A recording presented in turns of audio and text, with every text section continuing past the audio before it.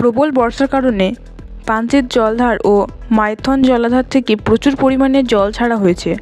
তারই সাথে দামোদর নদীতে জলের পরিমাণ খুবই বেড়ে গেছে বলে দেখা যাচ্ছে।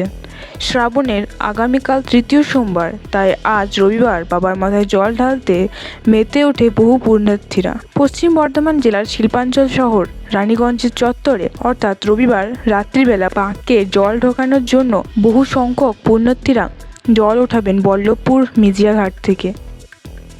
ইতিমধ্যে আমাদের কাছে প্রধান অফিসে মেল চলে এসছে, মেসেজ চলে এসছে যে প্রচুর হারে জল ছাড়া হবে এবং ঝাড়খণ্ডে প্রচুর বৃষ্টি হয়েছে ডিবিসি থেকে।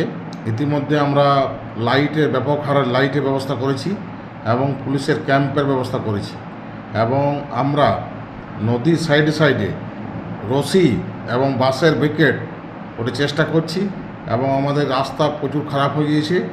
ইতিমধ্যে আমাদের জেসিবি চলছে রাস্তা পরিষ্কার পরিচ্ছন্নের জন্যে।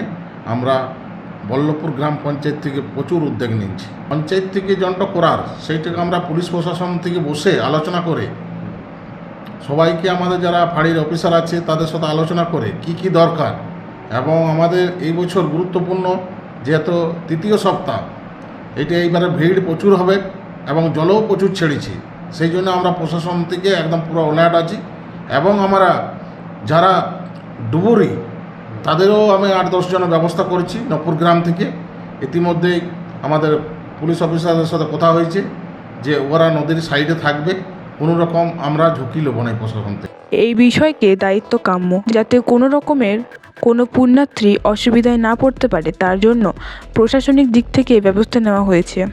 কোথাও রয়েছে বাঁশের ব্যারিকেড দিয়ে ঘেরা বা কোথাও ব্যবস্থা করা হয়েছে ডুবুরিদের নিয়ে। তারই সাথে থাকবে কড়া নিরাপত্তার ব্যবস্থা এবং থাকবে বহু পরিমাণে পুলিশ বাহিনী বলেই জানিয়েছেন বল্লভপুর পঞ্চায়েত উপপ্রধান Siddhan Mondal. Bureau report, activist Bangla.